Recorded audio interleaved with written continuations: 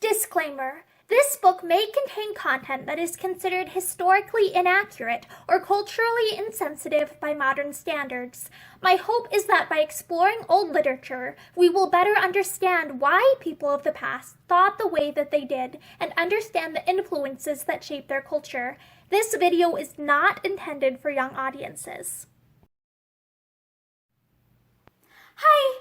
I'm Morgan. Today I will be reading a story from Myths from Many Lands. It's from, I believe, a compilation of books called The Children's Hour.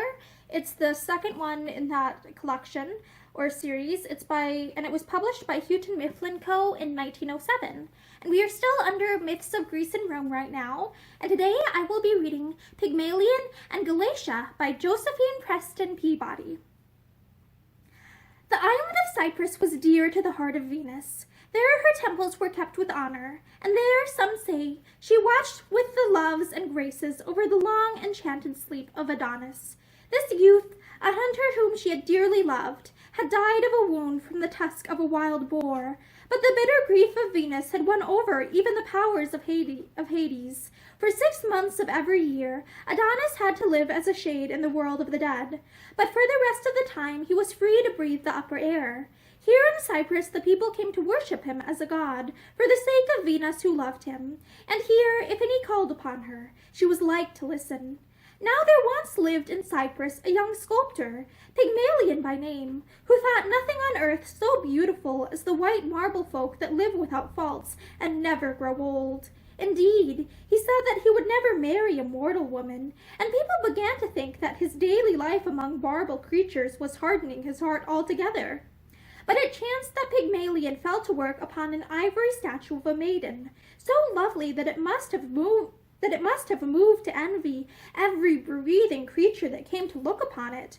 With a happy heart the sculptor wrought day by day, giving it all the beauty of his dreams, until, when the work was completed, he felt powerless to leave it. He was bound to it by the tie of his highest aspiration, his most perfect ideal, his most patient work. Day after day, the ivory maiden looked down at him silently, and he looked back at her until he felt that he loved her more than anything else in the world. He thought of her no longer as a statue, but as the dear companion of his life, and the whim grew upon him like an enchantment. He named her Galatea, and arrayed her like a princess. He hung jewels about her neck, and made all his home beautiful and fit for such a presence. Now the festival of Venus was at hand, and Pygmalion, like all who loved beauty, joined the worshippers. In the temple victims were offered, solemn rites were held, and votaries from many lands came to pray the favor of the goddess. At length Pygmalion himself approached the altar and made his prayer.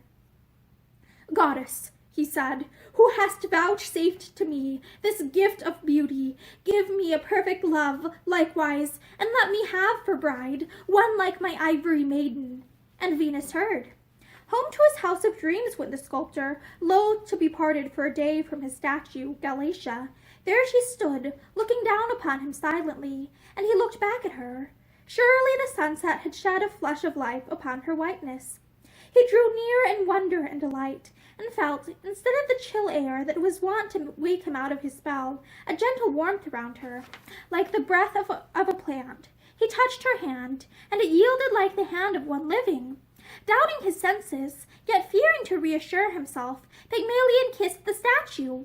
In an instant the maiden's face bloomed like a waking rose. Her hair shone golden as returning sunlight. She lifted her ivory eyelids and smiled at him. The statue herself had awakened, and she stepped down from the pedestal into the arms of her creator, alive. There was a dream that came true. And that is the end of Pygmalion and Galatea by Josephine Preston Peabody. Thank you for joining me for this story from Myths from Many Lands, and I hope that you have a great day.